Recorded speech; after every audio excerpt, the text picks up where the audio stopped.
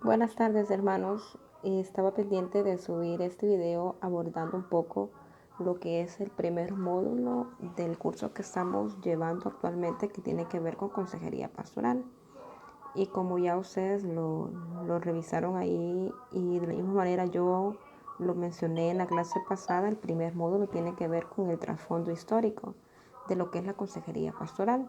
Ustedes abordaron en el resumen que me enviaron a mí lo que es el desarrollo de la consejería en el siglo XX, pero vamos a ir un poquito más atrás a ver cómo es que surge ya todo lo que tiene que ver con consejería. Y a lo largo de la historia siempre ha existido la necesidad de buscar consejería. Sin embargo, en el ambiente de los padres de la iglesia, el término consejería era más bien entendido como la cura de almas.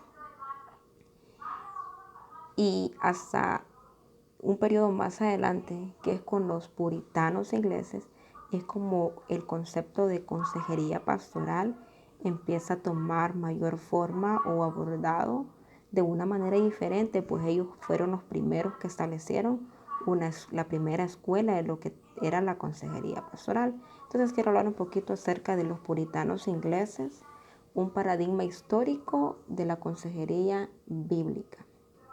¿Quiénes eran los puritanos? Los puritanos aparecieron en el año 1559 y aparecieron como un movimiento de reforma litúrgica, pero más adelante se extendieron a una actitud distinta de cómo vivir la fe. Entonces, los puritanos eran un movimiento en la iglesia inglesa. Hasta principios del siglo XVIII ellos perduraron con lo que ellos promovían. Entonces vamos a conocerles un poquito acerca de cuáles son algunos principios en los cuales ellos se sustentaban. Ellos procuraban reformar la vida de la iglesia y una purificación individual del creyente, ante todo a través de la consejería, a través de esta escuela de consejería que ellos aperturaron, la primera escuela. Ellos intentaban purificar lo que era la vida del individuo. Eran de corte calvinista y tenían un compromiso determinante de vivir para la gloria de Dios en todas las áreas de la vida. Los pastores puritanos eran conocidos como los médicos del alma y representaban en la historia de la iglesia la primera escuela, como anteriormente lo mencioné, la primera escuela protestante de consejería bíblica. Ellos deseaban purificar la adoración en la iglesia y también purificar la vida de los santos. Fueron grandes almas sirviendo a un gran Dios, fueron grandes creyentes, grandes esperanzadores, grandes hacedores y grandes sufrientes. Fueron visionarios, prácticos, idealistas y también realistas. Algo más en cuanto a quiénes eran los puritanos. Ellos trabajaban en el alma a través de la consejería. Ellos manifestaban estar trabajando en el alma de los individuos, la cura de almas. La única ayuda digna de confianza, según ellos, provenía de las Sagradas Escrituras, y esta era aplicada por el Espíritu Santo, la cual producía una transformación de gracia en el corazón de aquellos que eran orientados a través de los principios que ellos tenían. Buscaban purificar el alma. Hacían un énfasis muy marcado en la necesidad del individuo de arrepentirse. Pero habían específicamente 4 principios que yo quiero abordar a través de estos videos, o las características de los puritanos. Y la primera de ellas era la consagración a las escrituras. La segunda era confianza en Dios. La tercera era comprensión del hombre.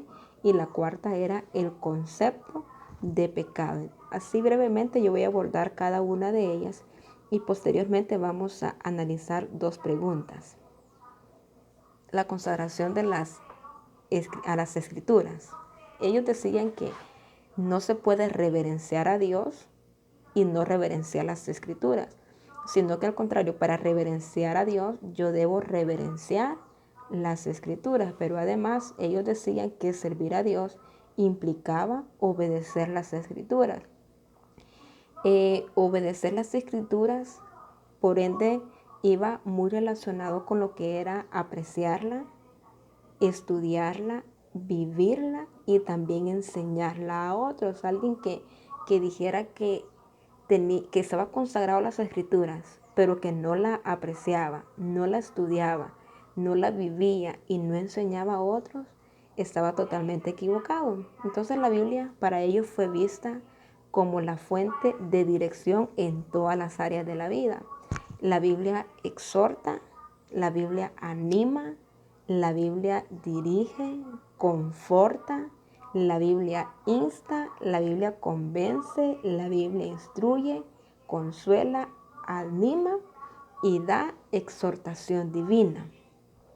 Desde acá, este era uno de los pensamientos predominantes en lo que eran los puritanos. Entonces, el resultado de todo lo que la palabra podía producir en la vida fue un método de consejería centrado únicamente en la palabra de Dios y no cargado de tantas teorías. Además, la consagración de las escrituras implicaba la autoridad doctrinal de la Biblia. Ellos decían que la Biblia había sido inspirada por Dios en su totalidad. Nosotros creemos en una revelación divino-humana, pero ellos, sin embargo, manifestaban que la Biblia había sido inspirada en su totalidad, Pero además que la Biblia era el consejo de parte de Dios para con la humanidad y todos los problemas de la vida se solucionaban con la aplicación directa de las verdades en las Sagradas Escrituras. Además, ellos consideraban que el sermón o la predicación, la proclamación, también servía como una consejería para toda la audiencia. Cuando usted estaba predicando, usted estaba aconsejando a la audiencia que estaba recibiendo el sermón que usted brindaba. Pero además consistía en una consejería preventiva. El sermón era una consejería preventiva y se aplicaban las verdades de la palabra de Dios a la conciencia humana. Entonces, la doctrina con el uso de las escrituras iba de la mano. Ahora, el siguiente principio que sustentaba la vida y este movimiento puritano era la confianza en Dios. El compromiso puritano con la palabra de Dios proviene de la devoción que ellos tenían con Dios. Y la confianza en Dios implicaba un conocimiento profundo de Dios. Si yo conozco a Dios, yo puedo confiar en Él. Y también en lo que era la confianza de Dios implicaba reconocer que Dios era el centro de todo lo que rodeaba al ser humano. Además, que un conocimiento correcto de nosotros mismos proviene del conocimiento correcto de Dios. Si yo no puedo conocer a Dios correctamente, entonces es muy difícil que yo pueda conocerme a mí misma adecuadamente. Para conocerme a mí misma, yo debo primero conocer a Dios y por supuesto un conocimiento correcto acerca de Dios. Pero además, ellos manifestaban que todos los errores morales obedecen a un bajo concepto de Dios. Todos los problemas sociales, problemas familiares, problemas individuales, según lo que ellos creían, eran el resultado de tener un bajo concepto de Dios. En cuanto al tercer principio de los puritanos, que tiene que ver con la comprensión del hombre, ellos expresaban que el cerebro posee de 6 a 7 partes o compartimientos, como ellos le llamaban, y cada uno representa una facultad diferente del alma. Además, que habían imágenes sensoriales de varios objetos que son conocidos como fantasmas, que todos nosotros tenemos. Y estos eran transmitidos a través de los 5 sentidos y entraban a nuestra conciencia a través de los 5 sentidos y a través en cada una de estas de 6 a 7 partes del cerebro, ahí quedaban almacenadas los dichosos fantasmas que llegaban a formar parte de nosotros después de qué?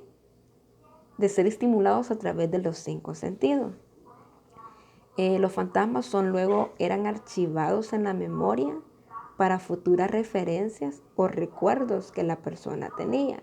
Entonces, el entendimiento llamaba a esos fantasmas que estaban ahí guardados, de la memoria o la imaginación, y esa era la que juzgaba si algo era correcto o si algo era incorrecto, la que juzgaba aquello que era verdad y aquello que era falso. Y que en base a eso el ser humano toma la decisión acerca de cómo va a accionar los fantasmas que ha construido a lo largo de las experiencias que él ha tenido a través de los 5 sentidos. También acá lo que era la voluntad recibe instrucciones desde el entendimiento. De acuerdo a estos fantasmas que yo tengo en mi cerebro, la voluntad recibe instrucciones sobre esos fantasmas. Algo más que tiene que ver con la comprensión del hombre es respecto a la conciencia. Y se cree que la conciencia es la facultad del alma destinada a formular juicios morales, que trata con lo correcto o lo incorrecto, lo bueno o lo malo. La conciencia nos va a dictar eso, acerca de los juicios morales que tiene que ver con lo correcto y que tiene que ver con lo incorrecto, o lo bueno o lo malo. Y la conciencia habla con la voz de Dios, por tanto, debe ser iluminada por las Sagradas Escrituras. Entonces, la conciencia del individuo, si era dominada, alumbrada por las Escrituras, el ser humano iba a saber tomar juicios morales sobre aquello que era correcto o incorrecto, bueno o malo. Respecto a la definición de conciencia, David Dickinson expresa lo siguiente: la conciencia, tal como obra respecto a nosotros mismos, es el poder de nuestras almas de entender cómo están las cosas entre Dios y nosotros, comparando la voluntad revelada con nuestro estado, condición y andar en pensamientos, palabras o hechos, cumplidos u omitidos, sometiéndolos al juicio, por consiguiente, según el caso requiera. Entonces, la conciencia es el poder de nuestras almas, de entender cómo está nuestra relación con Dios, comparando lo que es la voluntad revelada con nuestro estado, condición y andar. Respecto a lo que era la conciencia, ellos desarrollaban lo que es el silogismo práctico,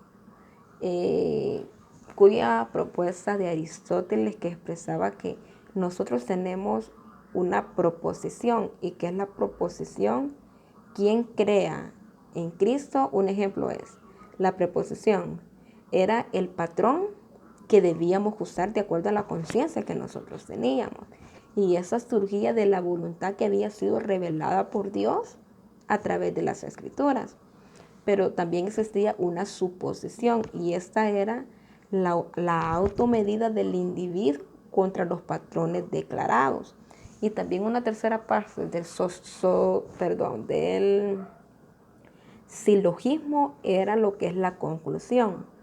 Esta daba sentencia sobre la acción basada en el juicio hecho a la suposición. Un ejemplo, proposición: todos conocemos que quien cree en Cristo no va a morir, sino que va a vivir.